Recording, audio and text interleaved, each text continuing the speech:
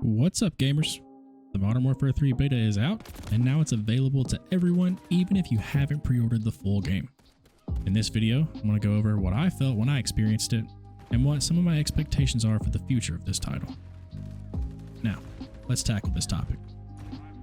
First of all, it's no mystery that this was supposed to be a DLC of a 2-year Call of Duty release, yet here we are.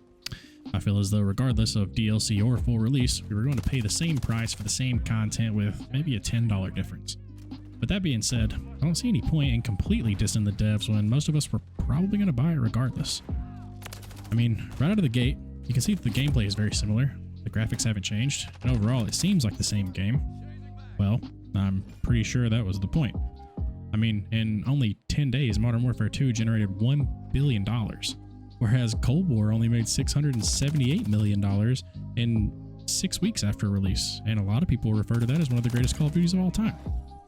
Not to mention that Modern Warfare 2 had surpassed all other sale records that were set by Black Ops 2 and Modern Warfare 3, which we all know were considered the greatest they had ever released.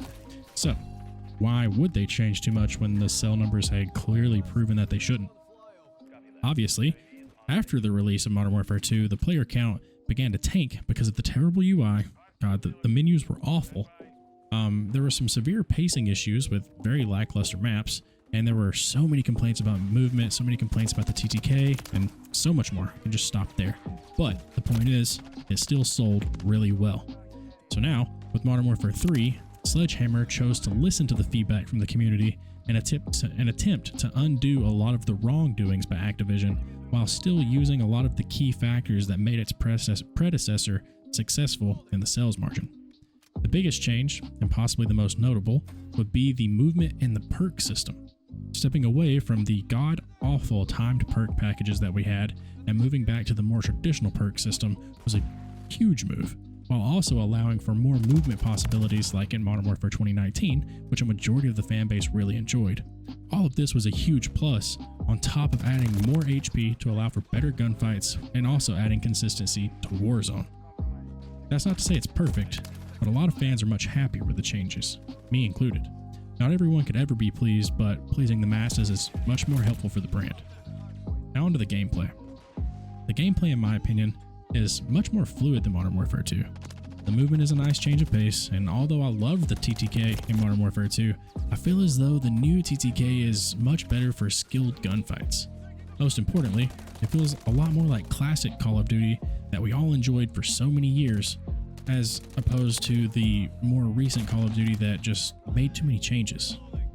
One huge factor that plays into this is the privilege to play the classic maps with a new skin, which all of us have been looking forward to.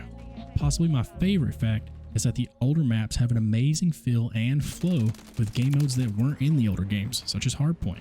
Without making any changes to the structure of the maps, they were able to make the objective points flow perfect for consistent combat. So, also, as of now, some weapons, although they're really nice with recoil control and the new TTK being set at 150 HP, they're still a little inconsistent, little imbalanced compared to others, which can be good or bad depending on perspective, but there's a lot that could change very quickly with the weapons.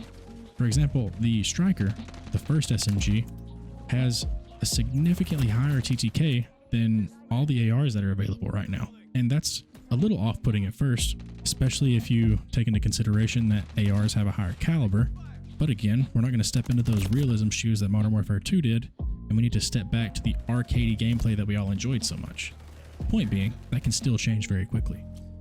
So far with the snipers, I've really enjoyed the fact that the semi-automatic rifles, or the semi-automatic sniper rifles, are actually one-shot kills in the chest up, which is huge comparatively. Because, I mean, even in the older games, you had semi-automatic rifles that could not kill in one shot.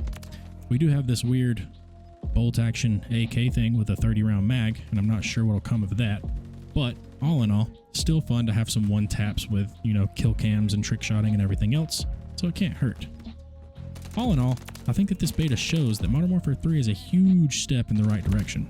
And so long as Sledgehammer keeps listening to the feedback, this game could be the Call of Duty that we've all been waiting for, especially people like me, us old farts that played the old games right when they came out. Well, anyway, thanks so much for watching the video. Smack that like button if you enjoyed it, and subscribe for future content.